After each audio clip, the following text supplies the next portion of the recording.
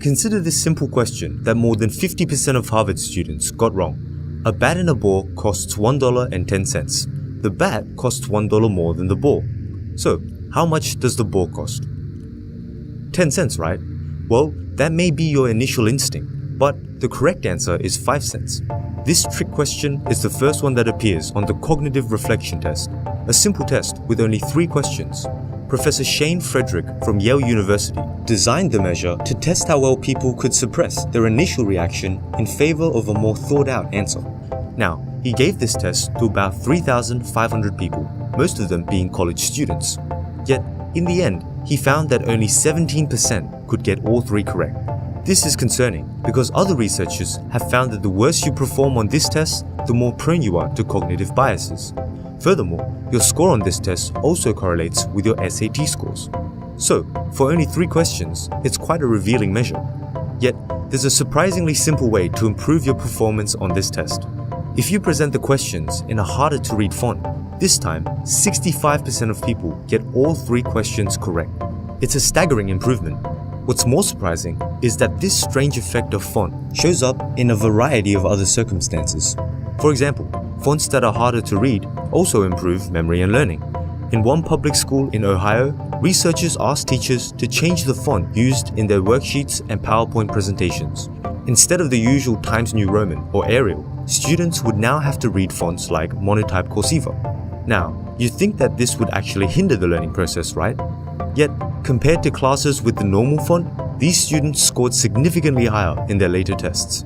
So, why does this happen? Well, this effect reveals an interesting fact about how our brains process information. You may have heard that we have 2 distinct patterns of thinking, System 1 and System 2. System 1 thinking is quick, intuitive, and effortless.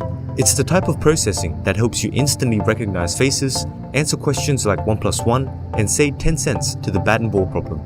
On the other hand, System 2 thinking is slow, analytical, and more effortful. This is the one that kicks in when you concentrate on a problem, and the one that said 5 cents to the bat and ball problem. Now, it's important to note that most of the time, our brains are operating on System 1 thinking. But there are a few things that will alert the brain to switch to System 2. One of them is cognitive strain. If something is hard to process, your brain will switch to a more deliberate type of thinking. And so, one way of increasing cognitive strain is to use a harder to read font. This is why people normally fail the cognitive reflection test, but when you use a harder to read font, they're suddenly thinking more carefully. As for the effect it has on learning, here, a harder to read font would induce a deeper processing of information, leading to better understanding. Now, unfortunately, this effect can also be used to fool you. For example, if researchers present a statement like, Adolf Hitler was born in 1892, in a more readable font, participants will rate it as being truer and will believe it comes from a more expert source. This is because without that cognitive strain, we are less likely to question these types of statements. So, how can you use this effect to your advantage? Well, here's one trick you can apply it to. Let's say you've written a resume or essay and need to proofread it. Since the words are so familiar to you, a lot of typos fall through. However, next time, try changing the size and font to a more difficult to read one. By increasing cognitive strain, you'll use more of your System 2 thinking and hence be better at spotting typos. Also, in case you were wondering, here are the 2 other questions in the cognitive reflection test.